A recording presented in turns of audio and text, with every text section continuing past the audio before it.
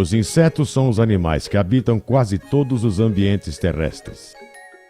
Entre eles, os insetos sociais, particularmente as formigas e os cupins, constituem mais de 50% da biomassa animal de uma floresta, sendo, portanto, os animais que mais competem com o homem pelo espaço físico e pelo alimento.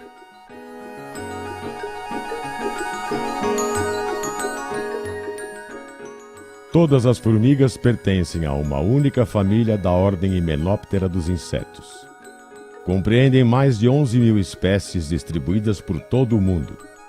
Somente no Brasil existem cerca de 2.000 espécies, entre as quais cerca de 200 delas cultivam o seu próprio alimento, e entre essas, 40 espécies são de formigas cortadeiras. As saúvas e as quenquens pertencem às formigas cortadeiras e apresentam uma diferença morfológica muito importante. Quando vistas de lado, as saúvas apresentam 3 pares de espinhos e as quenquens 4 ou 5 pares de espinhos. Outro aspecto importante é em relação ao tamanho. As quenquens são muito pequenas e constroem ninhos relativamente pequenos. As saúvas constroem ninhos muito grandes e a variação do tamanho é enorme.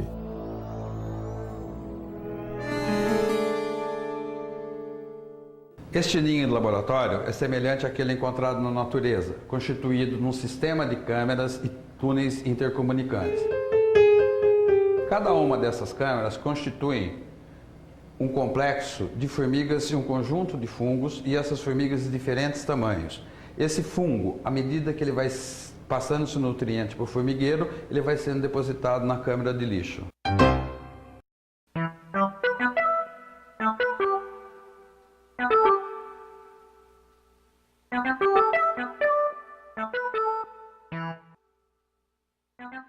Nesses laboratórios, nós mantemos cerca de 200 formigueiros iguais a esses, destinados ao estudo da biologia, do comportamento e do controle dessas formigas.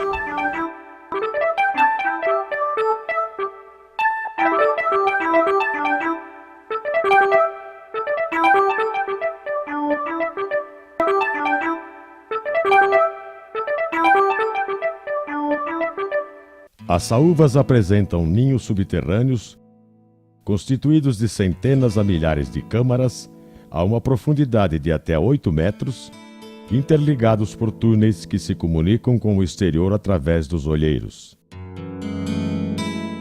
Os olheiros presentes nos formigueiros são de 3 tipos. O primeiro deles, aquele que ocorre sobre os montes de terra solta, os murunduns, cuja função é retirar o excesso de terra na construção das panelas novas. O segundo, os olheiros de ventilação, cuja função é a circulação de ar dentro do saúveiro. O terceiro, são os olheiros de abastecimento, por onde ocorre a entrada do material vegetal, que é o suprimento alimentar do saúveiro.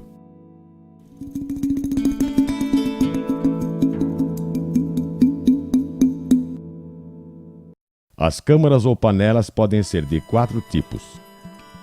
As câmaras vivas, que contêm a esponja de fungo ou jardim de fungo no seu interior. As câmaras de lixo, onde o material descartável é depositado junto com os cadáveres das formigas. As câmaras vazias, reservadas para o futuro crescimento do saúveiro. As câmaras de terra, que por qualquer motivo não vão ser mais utilizadas. O saúveiro é um ambiente fabuloso. Nele existem 4 reinos de seres vivos: os animais, as plantas, base da alimentação das formigas e do cultivo do reino seguinte, os fungos e uma bactéria, cuja função principal é a produção de antibióticos para evitar a contaminação do jardim de fungo. Em um formigueiro, os indivíduos permanentes são constituídos apenas de fêmeas, a rainha e as operárias. A rainha é a responsável pela fundação do formigueiro e a postura dos ovos. As operárias são de diferentes tamanhos. As menores, chamadas de jardineiras, cuja função é cuidar do jardim de fungo. As médias, responsáveis pela escavação do formigueiro e pelo corte e transporte do material vegetal.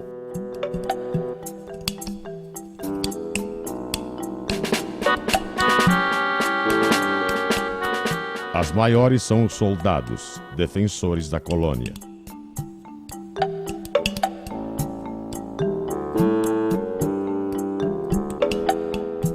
Além da população adulta, existem os indivíduos jovens, ovos e larvas. Quando a larva completa seu período de alimentação, sofre metamorfose, passando para uma forma intermediária, a pré-pupal, momento em que o indivíduo perde as características de larva, iniciando o estágio pupal, já com forma de adulto. O tamanho definitivo de cada formiga é estabelecido antes mesmo da metamorfose, quando termina o período de alimentação, após o que não ocorre mais crescimento.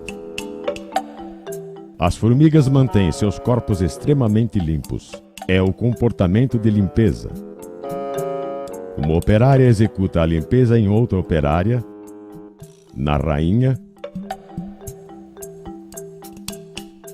ou na cria. É a limpeza coletiva. Realiza ainda a autolimpeza, constantemente limpando a si própria. A higiene da colônia se dá principalmente pelas secreções das glândulas do corpo das formigas, que produzem substâncias antissépticas.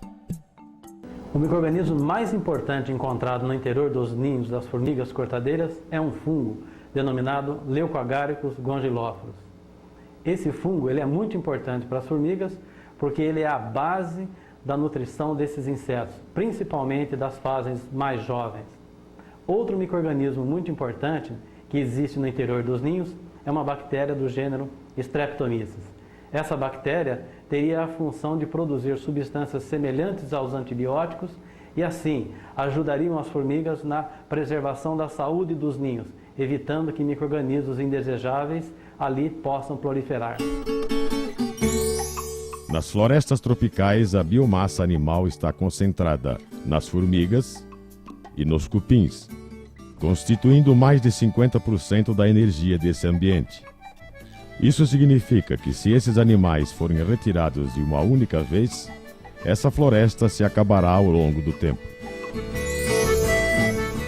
Todas as formigas desempenham um papel importante na natureza, participando do ciclo de energia das florestas, da dispersão de semente e da aeração do solo, contribuindo para a estabilidade dos vários ecossistemas.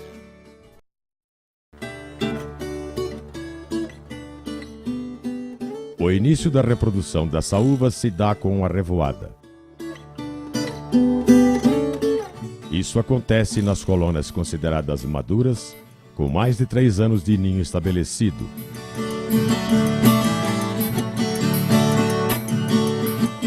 Sempre após um período de chuva,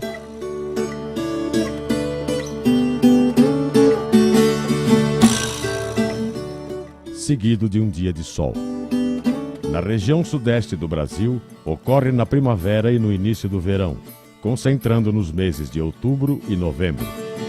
Em outras regiões do país, pode ocorrer em épocas diferentes. Antes do voo nupcial, a colônia produz os indivíduos alados, as castas temporárias, os machos ou bitus.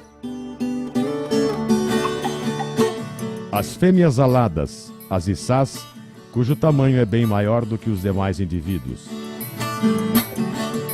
O salveiro que vai soltar alados muda suas características. Os olheiros principais, geralmente próximos ao monte de terra solta, são limpos e seu tamanho é aumentado. Outra característica é o alvoroço das formigas. Os soldados, principalmente, ficam muito agressivos, se locomovem rapidamente e estão sempre prontos para atacar qualquer inimigo. Os bitus e as içás chegam lentamente sobre o salveiro para iniciar a revoada.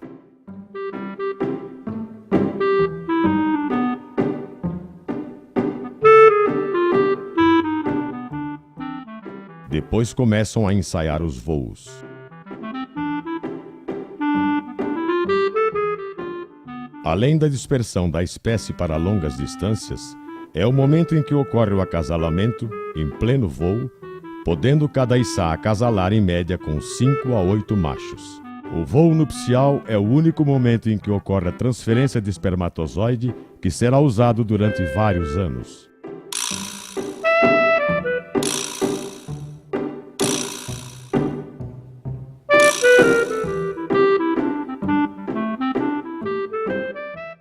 Após o voo nupcial, a içá retorna ao solo.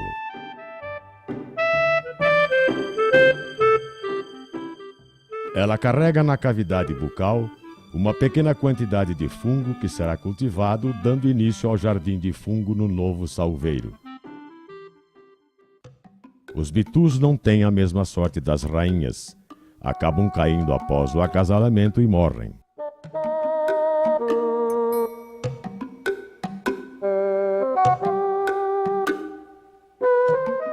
A primeira atitude da içá é livrar-se das asas com o auxílio das pernas.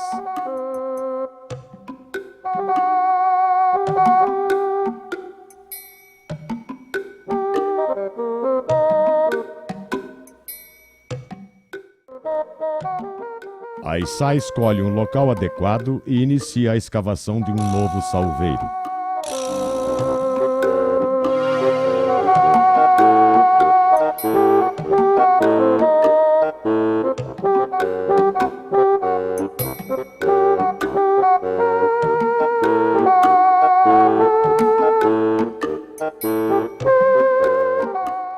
A retirada de terra se dá com o auxílio das mandíbulas.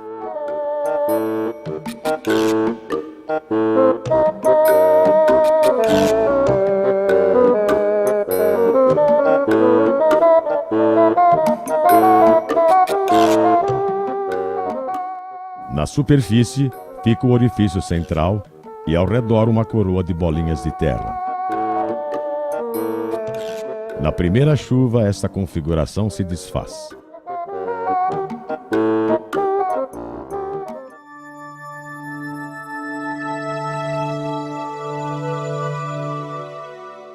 Os formigueiros das principais espécies de saúvas, embora sejam muito complexos, todos têm início a partir de uma única câmara construída pela rainha. Essa primeira câmara se encontra a uma profundidade de 15 a 20 centímetros. Depois de um tempo aparece a segunda câmara, ao redor de 40 centímetros. Após um período de aproximadamente 90 dias, o orifício é reaberto pelas primeiras operárias, que iniciam as atividades externas.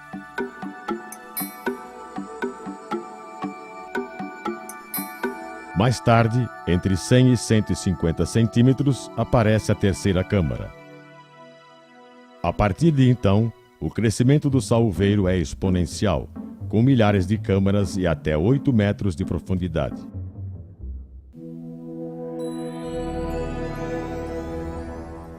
Apesar das condições ambientais e da competição entre e dentro das espécies, 0,05% das rainhas fundadoras de novas colônias conseguem atingir a idade adulta e dar continuidade à manutenção e desenvolvimento da espécie.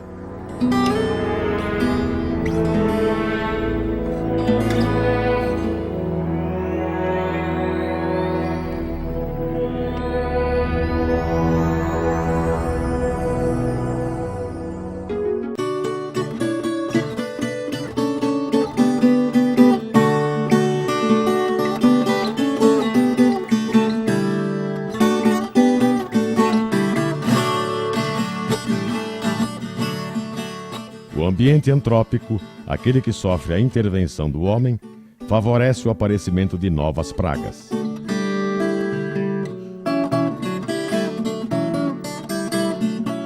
As formigas cortadeiras causam sérios danos nas plantas cultivadas, principalmente na agricultura e nos reflorestamentos.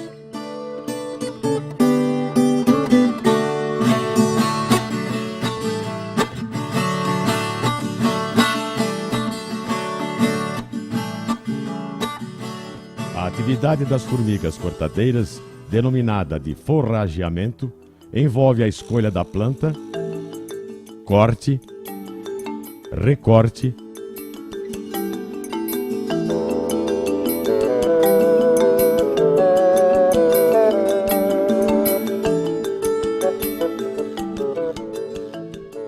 e transporte do material vegetal realizado ao longo das trilhas.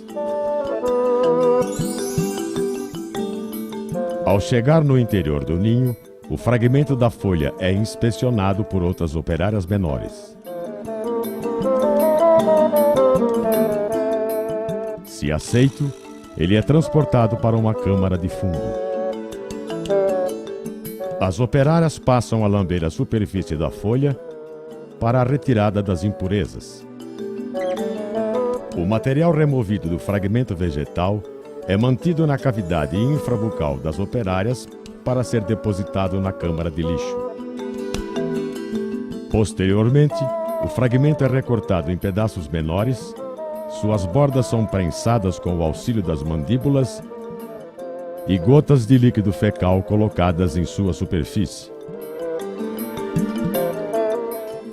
As operárias depositam um pedacinho de fungo no fragmento e transportam para o jardim de fungo. A alimentação das operárias adultas constitui em sua maior parte da seiva vegetal que é ingerida no momento do corte, do recorte e da preparação dos fragmentos vegetais.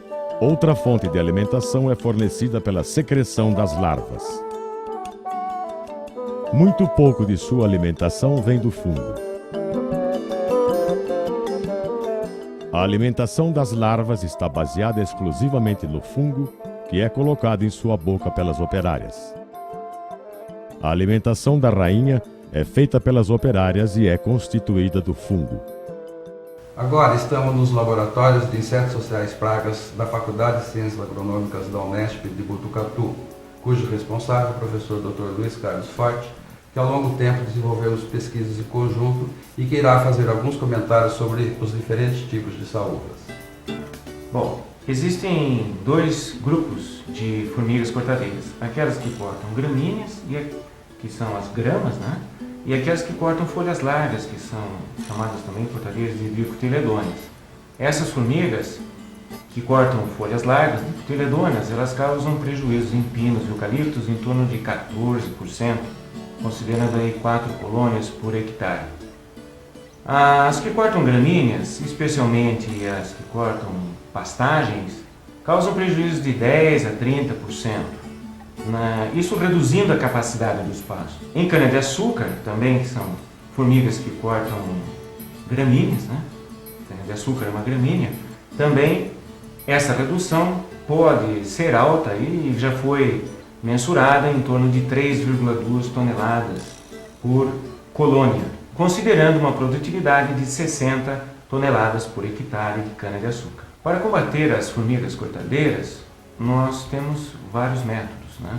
O método com substâncias químicas, os tradicionais inseticidas organosintéticos, né? Eles são bastante utilizados. No passado já foram muito mais perigosos. E hoje nós temos substâncias que não são tão perigosas, mas ainda as pessoas que utilizam, elas não estão bem preparadas para utilizá-los. Outra forma de controle alternativo das formigas cortadeiras é a utilização de técnicas menos impactantes, como aquelas utilizadas no controle biológico, a utilização de plantas inseticidas, de plantas resistentes e mesmo metodologias de controles mecânicos, através do soquete em cima dos novos ninhos. Essas metodologias, apesar de importantes, elas não são eficientes no controle de uma grande quantidade de infestação de saúvas. O método químico, por outro lado, é o único que apresenta uma relação de custo-benefício palpável e também técnicas adequadas no controle das formigas cortadeiras. Apesar de utilizarmos hoje inseticidas bem menos tóxicos para o controle de formigas cortadeiras, ainda necessitamos treinar as pessoas para que elas possam fazer o uso correto desses produtos. O uso incorreto pode acarretar sérios problemas ao meio ambiente, aos animais e inclusive ao homem. Colocando um inseticida numa colônia de formiga, nós estamos desarticulando esta sociedade. Não basta um único proprietário rural controlar os ninhos de formigas cortadeiras. Toda a comunidade tem que tomar consciência disso, né, e todos têm que controlar. E daí então a importância das campanhas para o controle de formigas cortadeiras numa determinada região. O professor Forte vai nos esclarecer agora sobre as principais técnicas de controle de formiga cortadeira que vem sendo utilizado com muito empenho na atualidade. O controle químico é feito com pós secos, termonebulização e iscas tóxicas. O uso de pó seco é feito através de uma polvilhadeira. Os pós secos, eles matam as formigas por contato. Normalmente essa técnica é utilizada para ninhos novos de formigas e também para ninhos de quenquéns. A termonebulização consiste em produzir, através de máquinas especiais, os termonebulizadores, uma névoa inseticida. Essa névoa inseticida contamina as formigas e o ninho morre quase que imediatamente. O professor Odair vai falar das iscas tóxicas. As iscas tóxicas compreendem a mistura de dois componentes, um atrativo, que geralmente é a polpa cítrica, e um veículo para o ingrediente ativo, cuja função é levar o inseticida no ponto de ação dentro da formiga. Esta técnica é a mais empregada atualmente, que causa menor dano